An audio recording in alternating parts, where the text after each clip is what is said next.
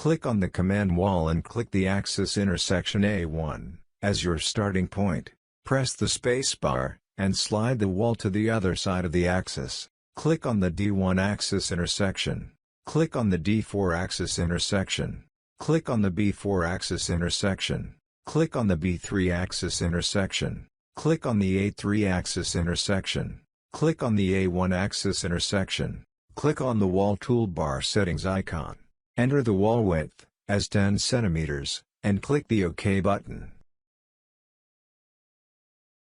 Click on the B1 axis intersection. Press the spacebar, and slide the wall to the other side of the axis. Click on the B2 axis intersection. Press the spacebar, and slide the wall to the other side of the axis. Click on the A2 axis intersection. Press the Escape key on the keyboard, and exit the command. Click on the command wall. Click on the B3 axis intersection. Press the spacebar, and slide the wall to the other side of the axis. Then click on the D3 axis intersection. Press the Escape key on the keyboard, and exit the command.